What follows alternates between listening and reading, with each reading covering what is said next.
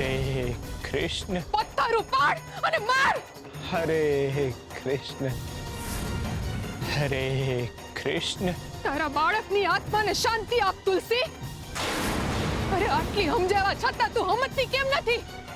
પથ્થર ઉપાડ અને માર. હરે કૃષ્ણ.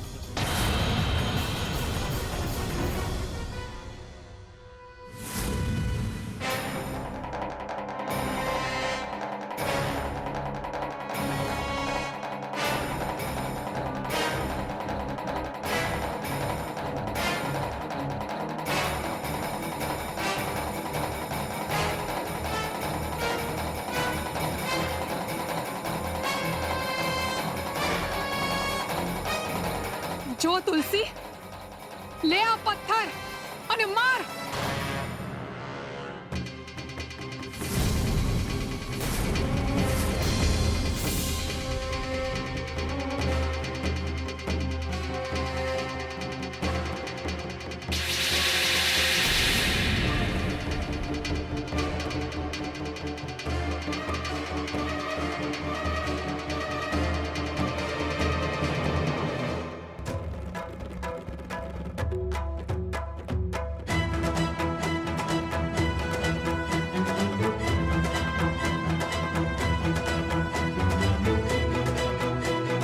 નહીં ના,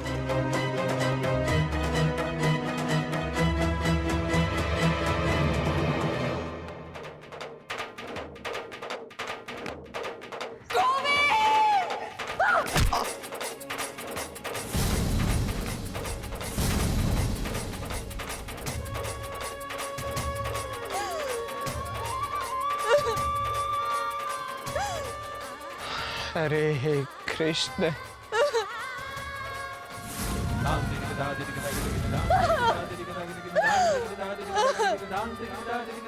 હરે કૃષ્ણ.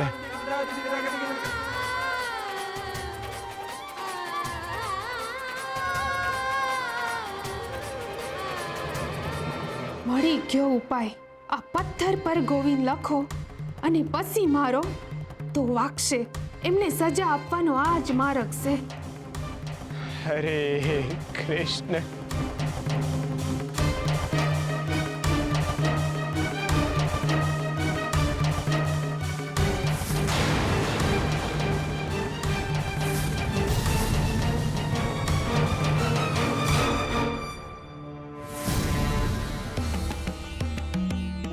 નાથા શું થઈ રહ્યું છે? તમારા ભક્તની કપરી સ્થિતિ થઈ રહી છે.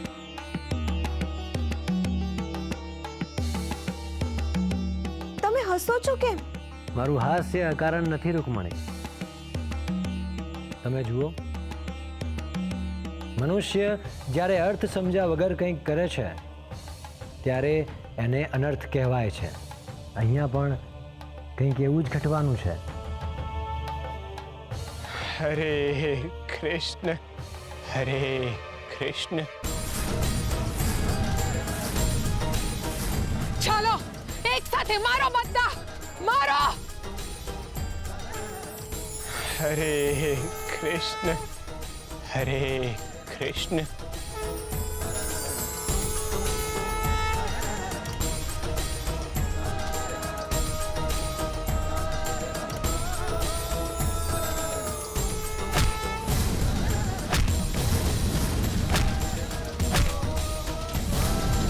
હરે કૃષ્ણ. અરે આ શું થઈ રહ્યું છે? પથ્થર કેમ પાછા આવી રહ્યા છે? અરે આ પથ્થર આપણને જ કેમ વાગે છે? નક્કી આ ગોરામાં જ કોઈ ચમત્કારિક શક્તિ છે, નહીં તો આ પથ્થર પાછા ના આવે. હરે કૃષ્ણ. અરે બાપરે, ભાગો! અરે ક્યાં ભાગો છો બધા? ઉભા રહ્યો. અરે યુવરાજનો આદેશ છે, આ ગોરાને મૃત્યુ દંડ દેવાનો છે. ક્યાં ભાગો છો? અરે અરે ઉભા રહ્યો બધા, ઉભા રહ્યો. હરે કૃષ્ણ. હરે કૃષ્ણ. હરે કૃષ્ણ. હરે કૃષ્ણ. હરે કૃષ્ણ. હરે કૃષ્ણ. हरे कृष्ण हरे कृष्ण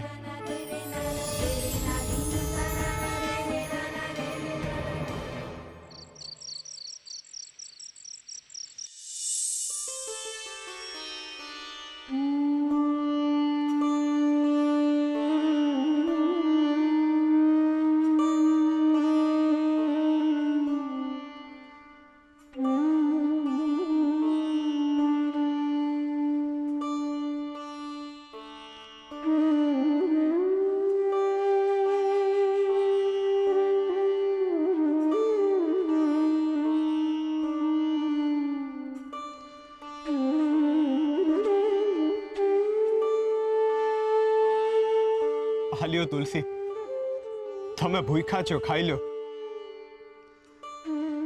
ભૂખ મને આ રોટલાની નથ, મારા ખોવાઈ ગયેલા કાળજાના કટકાની છે. હરી ધીરે ધીરે હંધુય હારું કરશે. કઈ માટીના બનેલા છો તમે ભગત. હવારે મારા લીધે તમારા હાલના હવાલ થઈ ગયા. મારા કહેવા પર તમને મૃત્યુદંડની સજા મળી. તમને એ વાતનો કઈ ગુસ્સો જ નથી. તમારા વિરુદ્ધ મેં ફરિયાદ કરી હતી, પણ તમને મૃત્યુદંડ દેવા હાટું નહીં. મને બસ તમારા ઉપર ગુસ્સો હતો એટલે ફરિયાદ કરી હતી. પણ વાત વણસી ગઈ અને તમને આટલી મોટી સજા થઈ ગઈ. તુલસી, હું તમારો ભાવ સમજુ છું, એટલે તમારે મને સમજાવવાની જરૂર નથી. ના ના, ભૂલ તો મારાથી થઈ. પણ અચરજ તો એ વાતનું છે કે હરિએ તમને એમાંથી ઉગારી લીધા. જોયું ને તમે, તો પછી આવડા હુકામ પાડો છો? કેમ આ હંધી વાત માટે પોતાની જાતને દોષી માનો છો? તમારી અંદર એક માનું હૈયું છે. તમે ગોવિંદને 7 મહિના સુધી પેટમાં રાખ્યો હતો, એટલે તમને જે પીડા થાય ને, એ પીડા બીજે કોઈને ન થઈ શકે. એ તમારી આ જ વેદનાના લીધે તમે દરબાર સુધી ગયા હતા. ને એ વાત તો મને જરાય ખોટું નથી લાગ્યું. કદાચ તમારી જગ્યાએ હું હોત ને, તો હું એમ જ કરત. બાળકના વિયોગનો આક્રંદ હતો ને, હું સમજુ છું તુલસી. જી થયું એ, હું તો એમ માનું છું કે જી થયું એમાં હરિની ઈચ્છા હતી, હરિની ઈચ્છા હતી, હરિની ઈચ્છા હતી, હરિની ઈચ્છા હતી. આપણે હવ હરિના સંતાનો છીએ, એટલે એ હવને હાચવશે. ને આ દુનિયામાં આપણે બે થોડા દુખિયારા છીએ. એવા કેટલાય મા બાપ છે જેને સંતાન નથી, ને એવા કેટલાય સંતાન છે જેને મા બાપ નથી. ही हंधाईनी रक्षा हरी करे छे, ही हंधाई ने हरी हाचवे ज छे. એટલે તમે બહુ મન પર ન લ્યો. જી થયું ને, ही હંધુય હરીની ઈચ્છાથી જ થયું છે.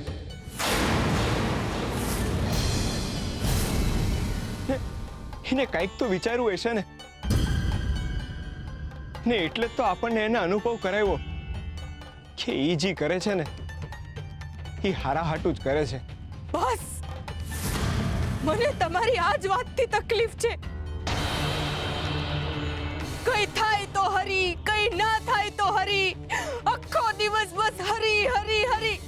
કંટાળી ગઈ છું હું તમારા આવા એક ધારા રટણથી. થાકી ગઈ છું તમારા મોઢે આ એકનો એક શબ્દ સાંભળીને. અરે હરી સિવાય બીજું હંધુય છે જીવનમાં, પણ તમને ખાતા પીતા ઉઠતા બેસતા બસ હરી હરી હરી. મારા માટે તો તમારા જીવનમાં કોઈ સ્થાન જ નથી.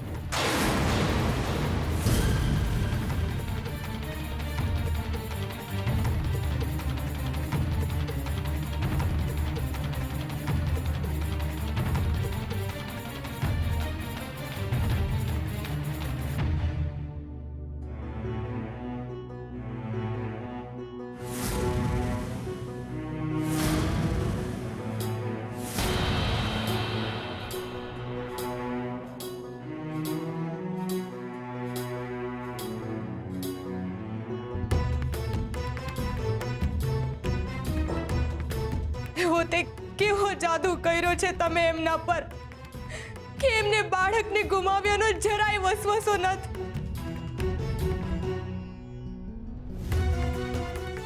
અટાણે એક બાપ તરીકે એમના હૃદયમાં પીડા હોવી જોઈએ, એના બદલે એમના મોં પર ફક્ત તમારા નામનું રટણ છે.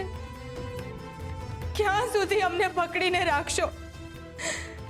મારા જીવનમાં કેમ તમારા લીધે તકલીફો થાય છે? તમારી ધૂનમાં મેં મારો છોકરો ખોયો છે, મારું સર્વસ્વ ગુમાવી દીધું. હવે તો એકલા મૂકો અમને. અરે તુલસી, હા તમે હું બોલો છો? એ જ બોલી રહી છું જે અત્યાર સુધી સાંભળ્યું છે. એ કહે છે કે મારી આ તકલીફ પાછળ તમારી ઈચ્છા છે અને મારા દીકરાનું મૃત્યુ તમારી ઈચ્છાથી થયું છે. એટલે હવેથી મારા ઘરમાં તમારી ઈચ્છા નહીં ચાલે.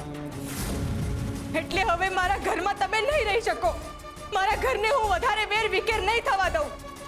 આ ઘરમાં મારા ગોવિંદની યાદો છે. તમારી હાજરીમાં મને મારા ગોવિંદની યાદોની હયાતી જોખમાતી દેખાય છે. એટલે કાં તો આ ઘરમાં મારા ગોવિંદની યાદો રહેશે, કાં તો તમે. મારા ગોવિંદને તો તમે મારાથી વિખૂટો કરી જ નાખ્યો છે, પણ હું એની યાદોને મારાથી વિખૂટી નહીં થવા દઉં. એટલે હવે આ ઘરમાંથી તમારે નીકળવું પડશે. આ ઘરમાં કાં તો તમે રહેશો, કાં તો મારા ગોવિંદની યાદો. મહેરબાની કરીને મારા ઘરમાંથી નીકળી જાઓ, નીકળી જાઓ, નીકળી જાઓ. અને મારા જીવનમાંથી પણ. અમને એકલા રહેવા દો. નીકળી જાઓ અમારા ઘરમાંથી.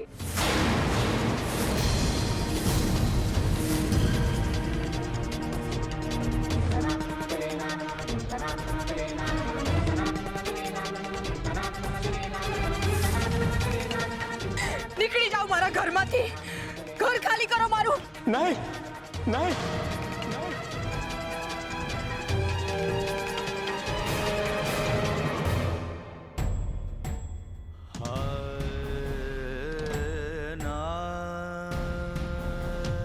નહીં તુલસી,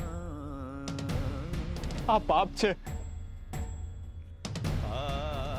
હરી આયરે આવું ન કરો તમે. આ ઘરમાંથી હરી જાય ને તો આ ઘર આત્મા વિનાનું કોરડું બની જાય.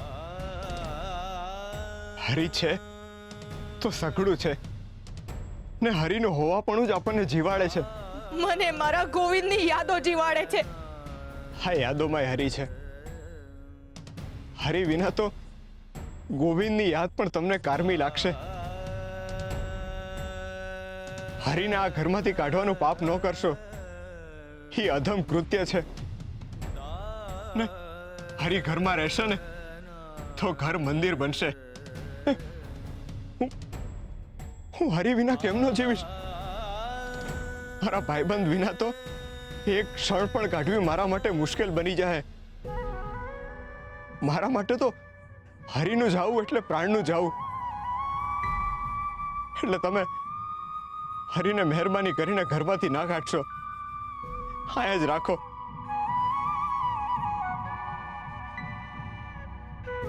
માની જાઓ તુલસી, મહેરબાની કરીને માની જાઓ.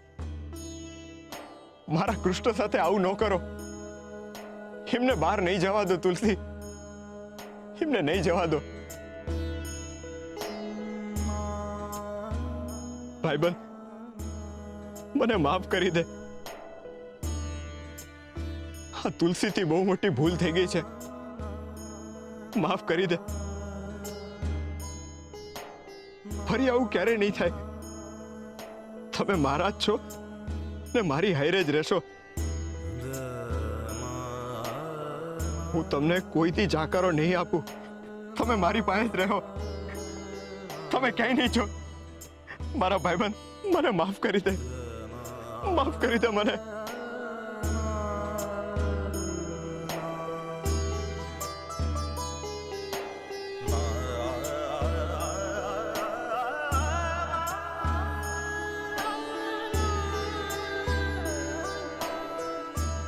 બહુ મોટો પ્રશ્ન થાય છે હરી.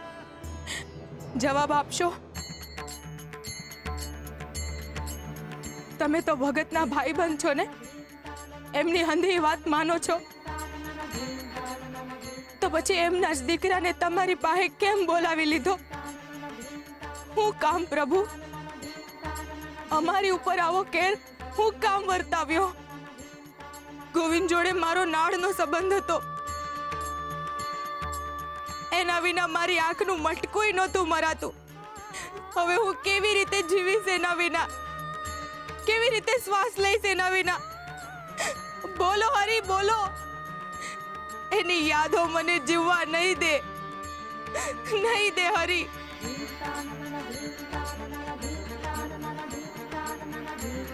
અને મારે નથી ખાવું. મારો ગોવિંદ ભૂખ્યો હશે, એના વગર હું કેવી રીતે ખાઈ શકું? એને કોણ ખવડાવતું હશે? જો એ નહીં ખાય તો હું પણ નહીં ખાઉં. નથી ખાવું મારે.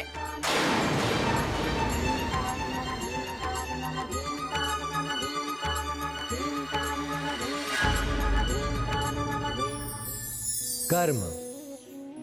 મનુષ્યનું જીવન એના કર્મો પ્રમાણે ચાલે છે. જેવા એના કર્મો એવું જ એનું જીવન. લોકો મનુષ્યના કર્મોને જુએ છે અને એ જ પ્રમાણે એને માન સન્માન આપે છે, એ જ પ્રમાણે એને પ્રેમ આપે છે.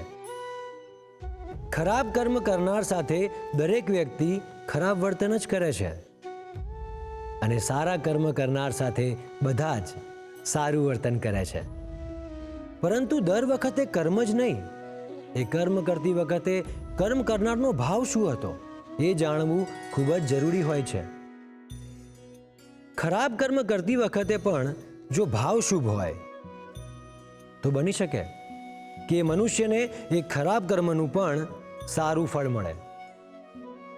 જેમ કે કોઈ મનુષ્ય ક્યાંકથી અન્ન ચોરી રહ્યો છે, પરંતુ એ મનુષ્ય ભૂખથી તરફડતા બાળકોને પીરસવા માટે એ અન્ન ચોરી રહ્યો છે, તો એનો ઉચ્ચ ભાવ એના ખોટા કર્મથી ઉપર જતો રહે છે. જે રીતે એક વૈદ દર્દીની પીડાને દૂર કરવા માટે શરૂઆતમાં એને તકલીફ આપે છે, તો એ ખરાબ કર્મ નથી. હંમેશા મનુષ્યના કર્મની સાથે સાથે એનો ભાવ જોવો જરૂરી છે, નહીં તો એ વ્યક્તિ સાથે અન્યાય થવાની સંભાવના છે.